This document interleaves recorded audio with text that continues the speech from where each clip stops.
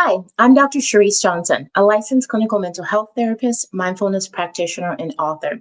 One of my primary specialties is helping individuals who want to heal, maintain, reconcile, improve their relationship with life, with food, and with self. Welcome to Mindset Matters. Today's focus is the state before the plate. Have you ever been in a moment or situation where you felt like it was difficult for you to control what you put on your plate, or you recognize I'm not fueling the right part of myself? You're kind of stuck in this state of chaos where you're noticing that the choices that you make aren't aligning with your goals. Sometimes we can get caught in that trap and believe that it's all a matter of willpower, but that simply isn't true. It's a lot about the state of being or the state of mindset that you're in before you sit down to plate your food. So here's an anchoring thought to level set us. If you don't change your state of being, you'll keep feeding emotions instead of fueling your goals. And it's very likely that if you're here and you're listening, that one of the things that you want to do is you want to fuel your goals. And know that when I say that, it's not about perfection, but it is about value alignment, being able to sit down. Can you imagine consistently being able to sit down, enjoy food? All foods fit in moderation, but also being able to eat in ways where you feel like you can stop, where you don't feel that scarcity, where you don't feel like you're binging or restricting or going back and forth, but you're in this wonderful place of harmony between who you are, what you eat, and how you live. And let me tell you, that is possible. So keep listening. Here's a core truth. Emotional eating isn't about the snack. It's about the state you were in before you reach for it. Take a moment.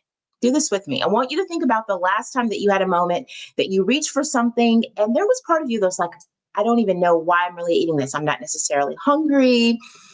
Maybe you did know, right? Maybe you did know exactly why you were eating it, but I just want you to take a moment and consider what was happening. What were you feeling? What emotions or thoughts were present before you reach for that snack or that food? That's what we can work on, and that's what we want to address. I'll give you a few examples. Stress snacking at 9 p.m. after an overwhelming work day is a prime example of the state before you plate and kind of eating your emotions at the end of the day. Eating mindlessly after conflict or boredom or loneliness, those are two great examples. Let's move and talk a little bit of neuroscience. So, the amygdala, which is the part of the brain that is your threat detector, and the hypothalamus, which is your hunger regulator, are deeply interconnected. Did you hear what I just said? Your threat center and your hunger regulator are interconnected. So if you're in a place of chronic stress, if you're in a place where everything feels overwhelming and anxious and stressful, it will have an impact on your appetite. It does not matter who you are. It does not matter how much willpower you have. Where motivation, willpower, and choice comes in is in the part of you that knows how to move through those moments without reaching for food to fix a problem, because we know that that doesn't really happen. So when you're in a situation where dysregulated emotions take over, your prefrontal cortex, which is your rational thinker and your decision maker, shuts down. The brain begins to seek comfort because the brain's goal is survival. It wants to make sure that you're okay. So it's going to cue you to get some dopamine as fast as you can. But the dopamine producing behaviors that we often reach for are things like eating or drinking, even if you're not physically hungry. So here's a few questions I want you to ask yourself. One, what emotion most often drives your urge to eat when you're not hungry? Take a moment, write those down if you're listening, or talk over them with someone who is a source of accountability in your life. Two, can you identify a moment this week or maybe in the past few weeks when your eating was more about your mood than your body? You knew for a fact that the foods that you were choosing, or the amount of food, or the time of day, had a lot more to do with your mood than actual physical hunger. And then three, what internal state do you most often avoid feeling? That's a big one. A lot of times when we are navigating the state before the plate, we know what emotions are there and at the surface, but it's also the part of us that is trying to deny or avoid, not acknowledge what we're feeling that ends up stuffing those emotions. So, quick neuroscience tip: when you name an emotion, you help regulate it. This activates your anterior cingulate cortex and begins to reduce the stress hormone. So we don't want you to just go, I'm frustrated, although that's a little bit helpful. I want you to be able to name as many of those specific emotions. Some of you, if you've been listening to past episodes, you've heard me talk about name it before you tame it. Emotional eating is something that we can absolutely reframe. It often serves as an immediate but ineffective form of regulation. So, yes, it's completely logical that you are reaching for food, that is a dopamine boost. However, it's ineffective in terms of a long term regulation of your emotional state.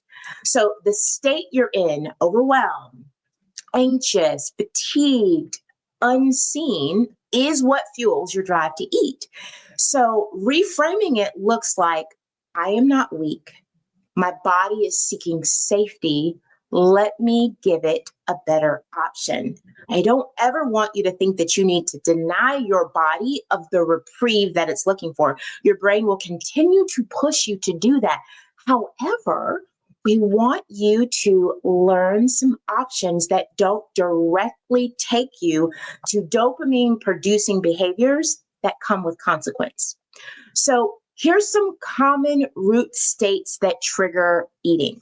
First, emotional deprivation, like no one sees me or no one hears me, or I feel misunderstood. When you have some emotional need, especially an interpersonal emotional need that is unmet, that's a common root state that's going to trigger you to find what you're looking for in the bottom of a bag or the bottom of a bottle, except for you don't really find it. You just find guilt and shame and frustration.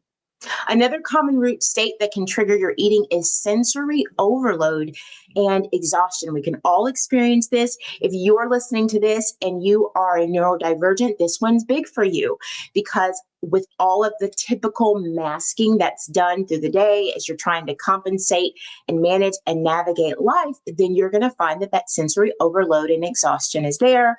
And sometimes we're not really great about acknowledging it, about honoring it, and about restoring. If you're a caregiver, you may also find the sensory overload or exhaustion. If you are a young parent or a single parent, you get the picture. At any given moment, any of us, depending upon what's going on in our life, can find ourselves in sensory overload or exhaustion, but we often try to push through it instead of slowing down. Another common root state can be loneliness or unprocessed grief. So, for my avoidant personalities, those of you who like to say, I'm good, I'm fine, I just let it go, I moved on, did you really? Because there is a level of grief that occurs when we have areas of our life that are unresolved, or you might even have been in a situation where you had actual tangible grief, the loss of a job, the loss of a loved one. I don't want us to look at grief just as the loss of a person. Grief can also be the loss of a dream. Recognizing that something that you had always wanted or desired, or something you thought would be a certain way, no longer is also grief. And then the last one that I'll mention is feeling disconnected from your goals or your worth. If you are like, I have lost myself, I feel so far away from who I feel like I used to be, that is a common root trigger towards eating. But here's some tangible tools. This is called the state check-in tool, STATE. So S is stress. Ask yourself, am I feeling overwhelmed or overstimulated? T, are you tired? Is this fatigue, not hunger? Is what you actually need more rest or a quick power nap? Fun neuroscience tip: a 15 to 25-minute nap is all that you need to help reset if you're feeling dysregulated. Now, don't get me wrong. Sometimes that 15 to 25 minutes, you would prefer it to be an hour and a half or two, but that's not always possible. 15 to 25 minutes is proven to do a phenomenal job when it comes to helping reset the brain and the body and the nervous system, and at least be able to carry on without feeling that fatigue. The A, alone. Am I trying to fill an emotional void? Are you in a season where you feel very disconnected, where you have recently lost several friendships or relationships?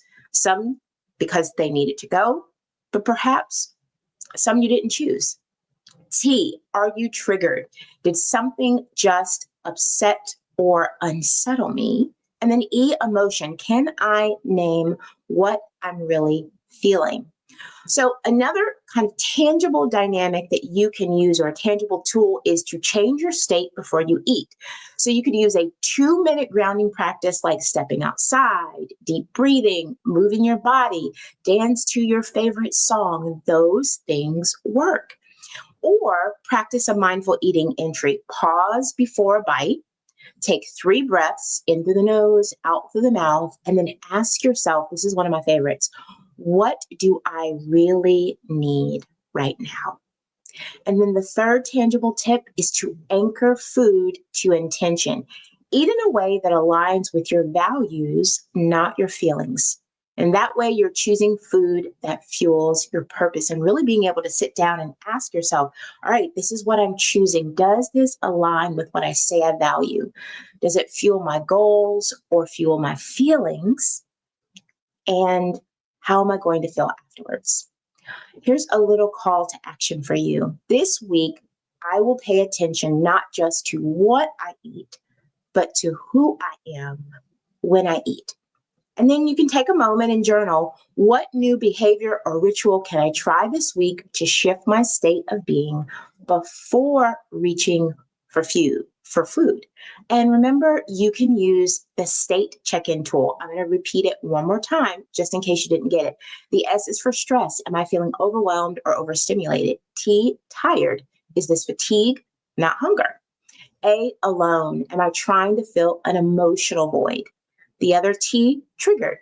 Did something just upset or settle me? And E, emotion. Can I name what I'm really feeling?